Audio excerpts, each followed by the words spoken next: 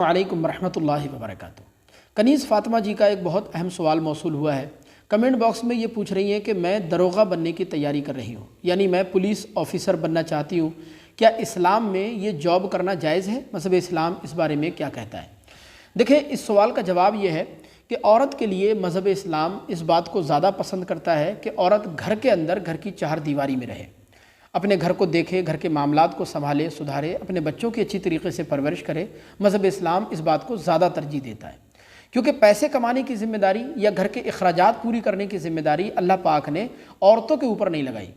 عورتوں کو اس معاملے میں بالکل آزاد کر دیا کہ تم بالکل آزاد ہو، بلکہ یہ ساری ذمہ داریاں اللہ پاک نے مردوں کے سپرد کی ہیں کہ مرد پیسہ کمائے،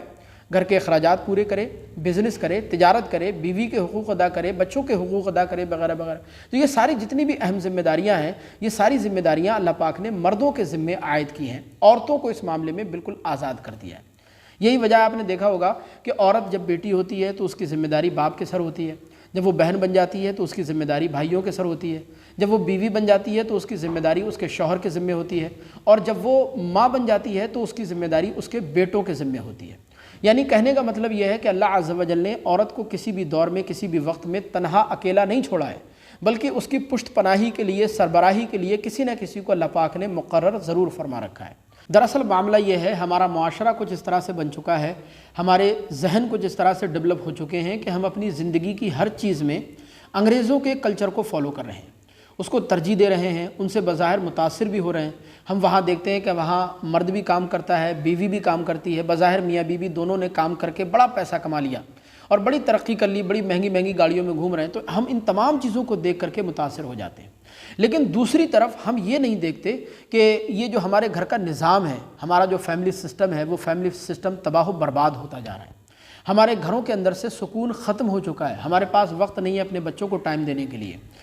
اور بیوی کے پاس وقت نہیں ہے کہ وہ شوہر سے بات کرے، یا شوہر کے پاس وقت نہیں ہے کہ وہ اپنی بیوی کو وقت دے، کیونکہ صبح کو شوہر بھی کام پر نکل جاتا ہے، بیوی بھی کام پر نکل جاتی ہے، دونوں کے پاس ایک دوسرے کے لیے وقت نہیں ہے۔ تو اس طرح سے ہمارے گھر کا نظام تباہ و برباد ہوتا جا رہا ہے، ہمارا فیملی سسٹم جو ہے وہ ٹوٹتا چلا جا رہا ہے۔ اسی لیے اللہ تبارک و تعالیٰ قرآن عظیم میں ارشاد فرماتا ہے وَقَرْنَ فِي بُيُوتِكُنَّ، یعنی عورتوں سے کہا جا رہا ہے کہ عورتیں گھروں کے اندر رہیں، اپنے گھر کے معاملات دیکھیں، گھر کے معاملات کو سنبھالیں، سدھاریں، اپنے بچوں کی اچھی طریقے سے پرورش کریں۔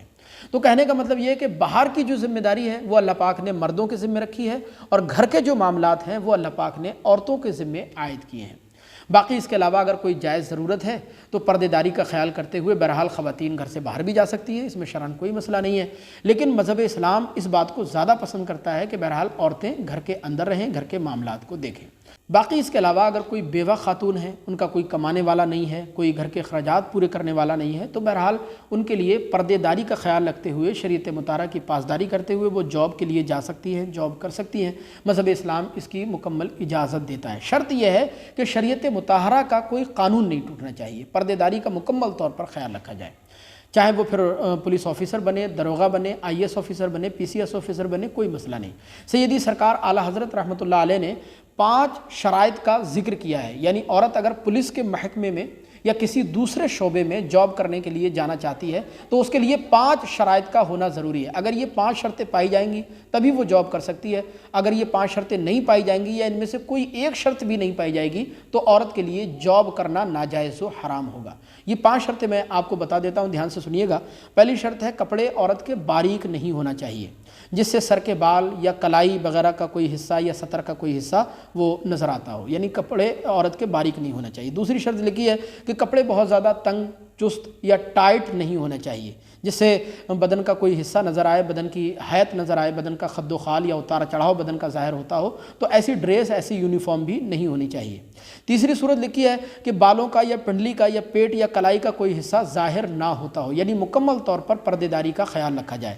چوتھی صورت لکھی ہے کہ نامحرم کے ساتھ تنہائی میں نہ رہنا پڑے، یعنی کوئی ایسا ماحول نہ ہو جہاں مرد اور عورتیں مل کر کام کرتے ہوں، کوئی ایسا شعبہ نہ ہو کہ جہاں عورتوں کو اجنبی مردوں کے ساتھ تنہائی میں رہنا پڑے، جہاں مخلوط ماحول ہو، مرد اور عورت مل کر ایک دوسرے کے ساتھ کام کرتے ہوں اجنبی، تو ایسی صورت اگر ہے تو عورت کے لیے جاب کرنا جائز نہیں ہوگا۔ 5ویں صورت لکھی ہے کہ عورت کے وہاں رہنے سے یا باہر آنے جانے سے کسی بھی قسم کے کوئی فتنے کا اندیشہ نہ ہو، فتنہ پیدا ہونے کا امکان نہ ہو۔ لہذا اگر یہ 5 صورتیں پائی جائیں گی تبھی عورت کے لیے پولیس کے محکمے میں یا کسی دوسرے محکمے میں، کسی دوسرے شعبے میں جاب کرنا بلا شبہ جائز ہوگا۔ اگر یہ 5 صورتیں نہیں پائی جائیں گی یا ان میں سے کوئی ایک صورت بھی نہیں پائی جائے گی تو عورت کے لیے جاب کرنا جائز نہیں ہوگا۔ مجھے امید ہے کہ یہ مسئلہ آپ کو اچھی طرح ضرور سمجھ آیا ہوگا۔ آپ سے گزارش ہے کہ ثواب جاریہ کے لیے اس کلپ کو آگے ضرور شیئر فرمائیے گا۔ السلام علیکم ورحمۃ اللہ۔